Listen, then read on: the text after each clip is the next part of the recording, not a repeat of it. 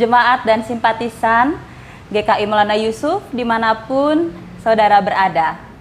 Kita berjumpa lagi dalam program pembinaan Biola Bina Online Aja. Dan Biola hari ini akan bersama dengan saya, Pendeta Esther Setianingrum. Bapak Ibu dan saudara yang dikasihi oleh Tuhan Yesus Kristus, barangkali ada banyak pertanyaan seputar persembahan.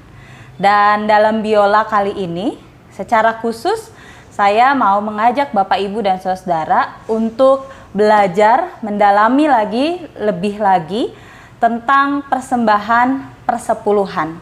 Karena hal-hal atau pemahaman-pemahaman tentang persembahan persepuluhan ini masih kurang kita dapatkan. Nah, mungkin Bapak Ibu dan saudara punya pertanyaan-pertanyaan berkaitan dengan persembahan persepuluhan ini.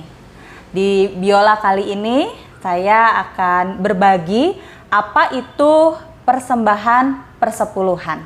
Bapak Ibu dan saudara, di beberapa gereja persembahan persepuluhan itu diajarkan sebagai suatu keharusan. Jadi di gereja-gereja tertentu ada pengajaran tentang persembahan persepuluhan, sehingga tidak boleh seorang jemaat pun yang tidak melakukannya. Ya, artinya anggota jemaat akan merasa bersalah jika dia tidak memberikan persembahan persepuluhan. Ada gereja-gereja yang punya pemahaman, punya ajaran yang seperti ini. Tapi di beberapa gereja yang lain, persembahan persepuluhan itu hampir-hampir tidak pernah disinggung. Ya, jadi majelis jemaat maupun jemaat dan simpatisannya pun sama sekali tidak memahami arti sebuah persembahan persepuluhan. Karena bagi gereja-gereja yang seperti ini, persembahan persepuluhan memang tidak pernah disinggung atau bukan menjadi sebuah keharusan. Nah, lalu pertanyaannya adalah bagaimana seharusnya kita sebagai orang Kristen menyikapi persembahan persepuluhan tersebut, dan GKI sendiri memandang persembahan persepuluhan itu seperti apa? Bapak Ibu dan saudara yang dikasihi oleh Tuhan Yesus Kristus, seperti kita tahu, dalam pengajaran GKI, persembahan itu dipahami secara utuh. Jadi dalam pengajaran GKI, persembahan itu meliputi persembahan diri, yaitu berupa baptisan, hidup baru, setia mengikut Kristus sampai mati, itu persembahan diri. Lalu juga ada persembahan waktu, yaitu berkaitan dengan kehadiran, keterlibatan dalam persekutuan, pelayanan, dan sebagainya. Persembahan juga bisa berupa persembahan tenaga, artinya pelayanan nyata di gereja dan juga masyarakat. Dan juga tentu persembahan yang lain yang dipahami oleh GKI adalah persembahan uang. Nah, persembahan uang itu sendiri Bapak Ibu dan saudara bermacam-macam. Ada kita mengenal persembahan syukur, persembahan bulanan, persembahan perpuluhan, persembahan berkaitan dengan hari raya gerejawi seperti Natal, Paskah, perjamuan kudus, dan lain sebagainya. Ada juga kita tahu persembahan sulung, dan masih banyak bentuk-bentuk dari persembahan materi, persembahan uang itu sendiri. Nah, walaupun terdapat rupa-rupa persembahan, sifat persembahan itu sebetulnya sama. Persembahan itu merupakan hal yang tidak diwajibkan, artinya karena dia berangkat dari kerendahan hati. Persembahan itu bukan sesuatu keharusan, tapi dia harus merupakan ungkapan ketulusan dan kesadaran untuk berbagi kasih dengan sesama ciptaan Allah dalam ikatan persekutuan yang saling terikat satu dengan yang lain karena kasih itu sendiri.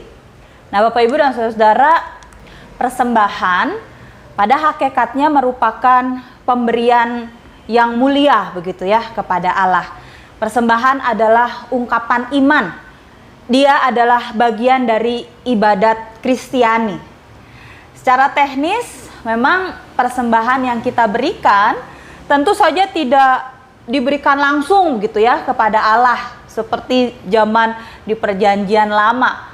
Tapi persembahan yang kita berikan untuk Allah itu kita berikan melalui dan dikelola oleh gereja atau orang-orang yang bertanggung jawab tentunya kepada Allah. Tapi Bapak Ibu dan Saudara, itu juga tidak berarti bahwa persembahan itu semata-mata hanya diberikan untuk gereja atau kepada lembaga manusia. Esensi dari persembahan adalah ungkapan syukur kepada Allah yang dinyatakan melalui pemberian. Ungkapan syukur atas apa? Atas kasih dan karya Allah yang menyelamatkan dunia. Impresi karya Allah ini kemudian ditanggapi, dijawab, diekspresikan dengan kesediaan untuk berjalan mengikuti Kristus dan menyatakan kasih untuk Allah dan untuk sesama dengan utuh melalui persembahan hidup. Nah, kembali pada topik Biola kali ini, yaitu persembahan persepuluhan. Apa itu persembahan persepuluhan? Persembahan persepuluhan, Bapak Ibu dan Saudara, merupakan salah satu bentuk persembahan yang sudah dikenal oleh gereja-gereja selama berabad-abad. Jadi sudah cukup lama gereja-gereja itu berbicara tentang persembahan perpuluhan. Persembahan perpuluhan adalah salah satu bentuk persembahan yang dikenal oleh gereja-gereja selama berabad-abad.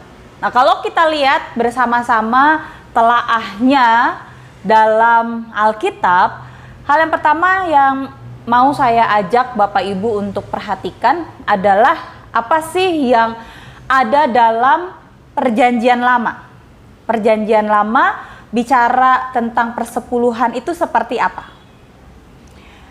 Persepuluhan dalam Perjanjian Lama, Bapak Ibu dan Saudara, berperan sebagai sebuah sistem wajib terkait kehidupan bakti umat kepada Allah dan sesama. Abraham, contohnya, dia memberikan persepuluhan kepada Imam Melkisedek. Kita bisa lihat dan temukan kisahnya dalam kitab Kejadian pasal 14 ayat 18 sampai 19. Juga persembahan persepuluhan ini dilakukan juga oleh Yakub, yaitu ketika Yakub bernazar kepada Tuhan. Ada di Kejadian 28 ayat 22. Nah, persepuluhan yang seperti ini, persepuluhan yang merupakan bagian dari sistem agama Ibrani kuno, itu terkait kurban dan persembahan. Maksudnya dari persembahan persepuluhan ini adalah untuk menjalin kembali hubungan relasi umat dengan Tuhan. Sebagai persembahan yang berbau harum, sebagai persembahan untuk mengaku dosa dan kesalahan, dan juga bisa menyenangkan hati Tuhan, menyenangkan hati Allah. Kitab Kejadian 4 ayat 3 sampai 4, Kejadian 8 ayat 20 dan Keluaran 29 ayat 25 menjadi hal yang kita bisa temukan tentang persembahan persepuluhan dengan maksud yang tadi sudah disampaikan.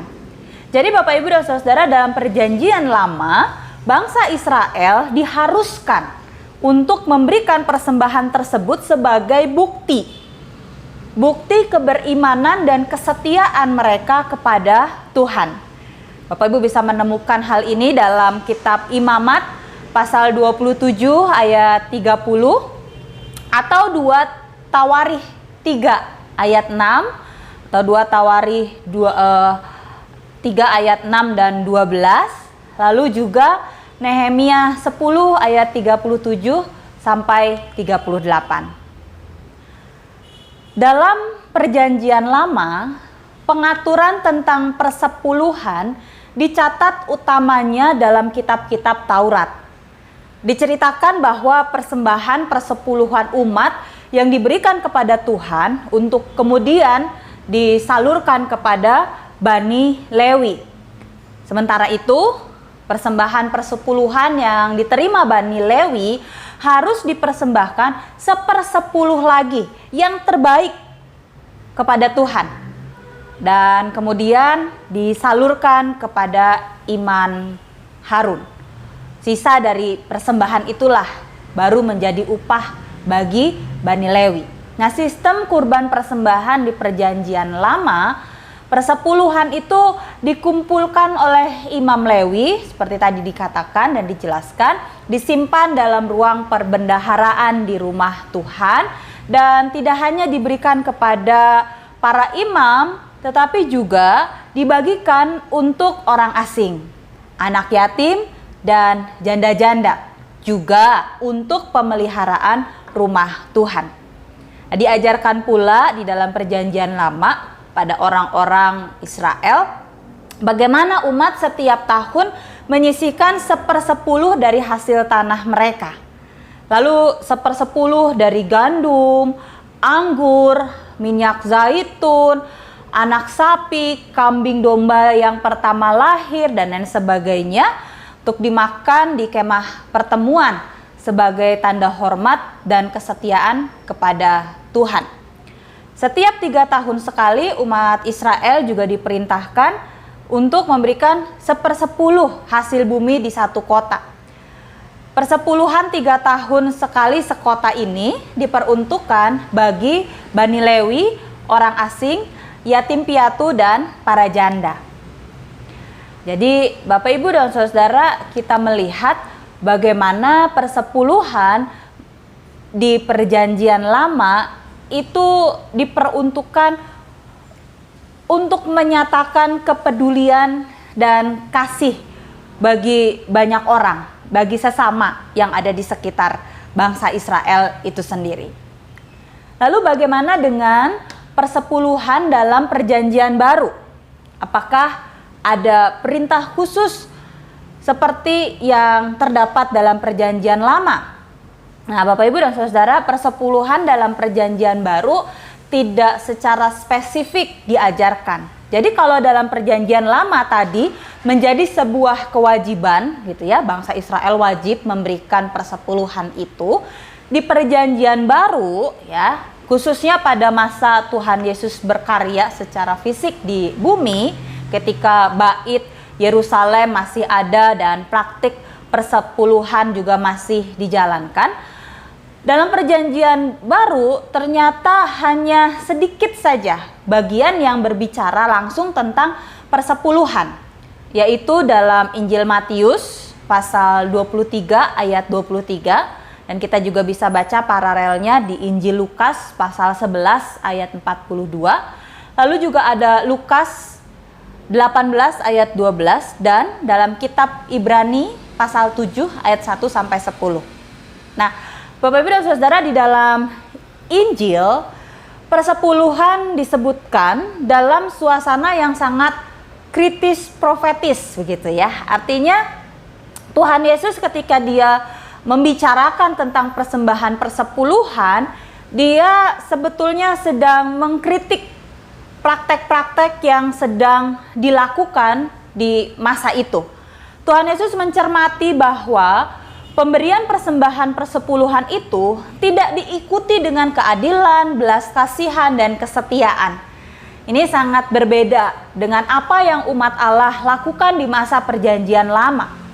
Di masa Yesus berkarya di bumi, dia melihat bahwa persembahan persepuluhan itu ternyata tidak dibarengi dengan keadilan, belas kasihan, dan juga kesetiaan. Dan oleh karena itu, Yesus mengecam orang-orang Farisi yang terlalu mematuhi aturan persepuluhan, tapi kehilangan roh yang ada di baliknya, yaitu soal keadilan sosial dan belas kasihan. Jadi Yesus mengecam praktek-praktek orang-orang Farisi yang terlalu fokus, terlalu menekankan hidup mematuhi aturan-aturan agama, tetapi kehilangan esensi, kehilangan rohnya. Dan dalam hal persembahan persepuluhan, Yesus melihat bahwa orang-orang Farisi ini hanya terlalu mematuhi aturan persepuluhannya, tetapi kehilangan rohnya, yaitu soal keadilan sosial dan belas kasihan. Dengan kata lain, Bapak, Ibu, dan Saudara, Yesus justru ingin menunjukkan betapa tidak berartinya persepuluhan dibandingkan solidaritas sosialnya. Nah, Yesus memang tidak menolak persepuluhan, tetapi juga tidak menganjurkannya. Yang Yesus lakukan adalah mengajarkan bahwa penata layanan Kristiani bukan didasarkan pada praktek persepuluhannya, tapi pada esensinya, pada jiwanya, pada rohnya, yaitu soal keadilan dan belas kasihan serta kesetiaan. Sikap Yesus yang tidak menyarankan persepuluhan secara tersurat konsisten dengan surat-surat Paulus yang sama sekali juga tidak berbicara tentang persepuluhan. Jadi Paulus juga melihat apa yang hendak disampaikan Yesus. Yesus tidak menyarankan tapi juga tidak menolak, begitu ya.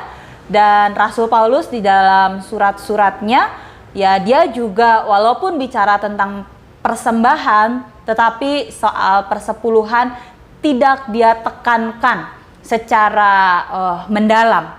Memang Rasul Paulus berkali-kali bicara tentang uang, tapi dia tidak sekalipun atau satu kali pun bicara tentang persepuluhan. Bahkan di dalam perjalanan penginjilan yang dilakukan oleh Rasul Paulus, khususnya dalam perjalanan penginjilannya yang ketiga, Rasul Paulus mengumpulkan uang bagi jemaat Yerusalem, namun persembahan persepuluhan tidak sekalipun disinggung. Apalagi dipakai sebagai metode pengumpulan persembahan, pengumpulan uang, gitu ya. Metode yang dipakai oleh Rasul Paulus adalah meminta setiap anggota jemaat untuk mengumpulkan uang seperti menabung setiap hari Minggu, begitu ya. Kalau di dalam 1 Korintus 16 ayat 1 sampai 2, Bapak Ibu bisa memperhatikan apa yang disampaikan oleh Rasul Paulus.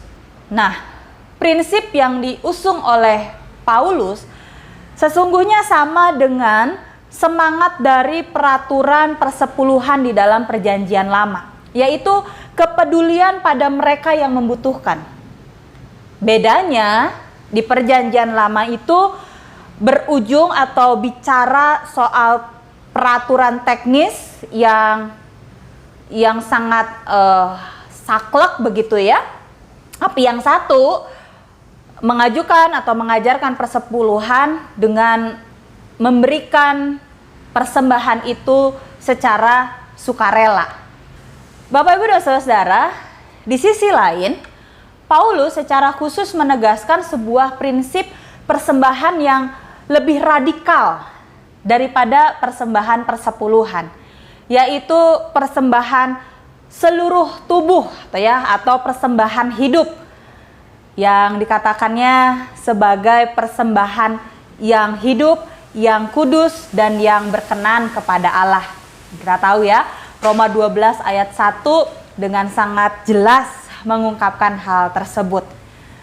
Jadi artinya Bapak, Ibu, dan Saudara, seluruh milik kita, termasuk materi yang kita miliki, itu adalah milik Allah. Semua yang kita miliki di dunia ini sesungguh-sungguhnya adalah milik Allah. 100% uang kita, bukan hanya 10% adalah milik Allah yang dipercayakan kepada kita dan harus kita persembahkan kembali kepadanya. Jadi Bapak, Ibu, dan Saudara, berdasarkan penjelasan-penjelasan singkat tadi, ada beberapa hal yang bisa kita simpulkan. Pertama, kita memberi persembahan semata-mata karena ungkapan syukur.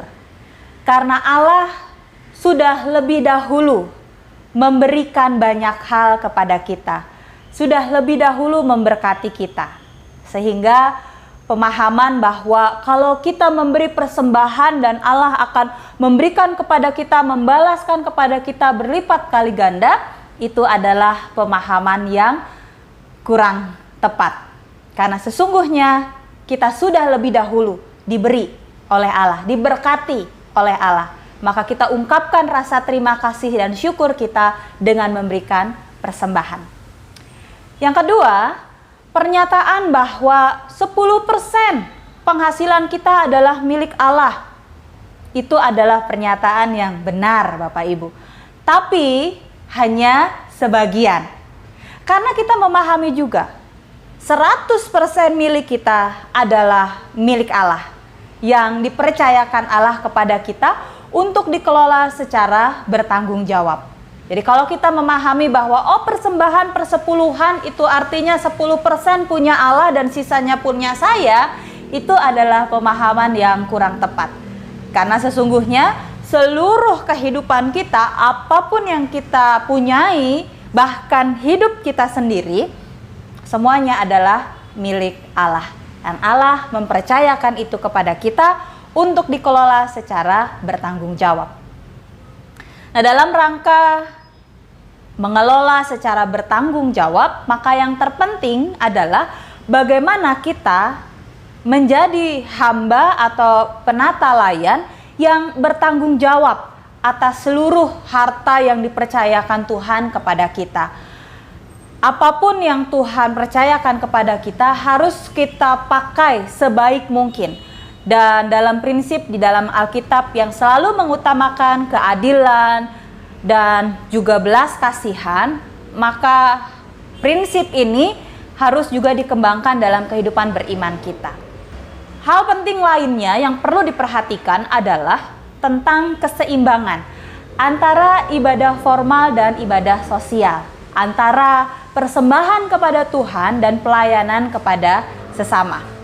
Dalam hal ini maka apa yang kita lakukan kepada sesama kita, termasuk pemberian finansial material, perlu dilihat sebagai suatu persembahan untuk Tuhan, bukan untuk orang lain. Semata-mata hanya untuk kemuliaan nama Tuhan. Sekalipun kita meyakini bahwa hidup kita seluruhnya adalah persembahan yang hidup bagi Allah, namun kita perlu mengungkapkan syukur kita melalui persembahan. Oleh karena itu, ketika kita menyampaikan persembahan, maka sampaikanlah persembahan itu dengan motivasi yang benar, yaitu pelayanan kasih kepada sesama dan ungkapan syukur yang benar di hadapan Allah. Persembahan persepuluhan memang bukan sebuah kewajiban, tapi tidak berarti bahwa orang Kristen dilarang melakukannya. Bapak, Ibu, Saudara, kita tetap boleh memberikan persepuluhan asal kita memberikannya dengan ketulusan, dengan hati yang penuh syukur, dan disertai pemahaman yang benar, yaitu sebagai disiplin dan komitmen rohani dan pribadi, tanpa memiliki pemahaman bahwa semua itu adalah sebuah kewajiban. Jadi memberikan persembahan apapun bentuknya, Bapak, Ibu, dan Saudara, kita harus maknai sebagai ungkapan syukur, bukan sebuah kewajiban. Nah, demikianlah biola hari ini tentang persembahan persepuluhan. Kiranya apa yang sudah dibagikan dan penjelasan-penjelasan yang disampaikan membuat kita semakin paham apa artinya memberikan persembahan bagi kemuliaan nama Tuhan. Kiranya penjelasan di dalam program biola ini menolong kita semua untuk terus memberikan ungkapan syukur yang terbaik, dan kita meyakini bahwa setiap orang yang Tuhan percayakan untuk mengelola persembahan ini, mereka dapat mengelolanya dengan bertanggung jawab. Sekian biola hari ini. Semoga bermanfaat dan berguna bagi pertumbuhan iman kita. Tuhan Yesus memberkati.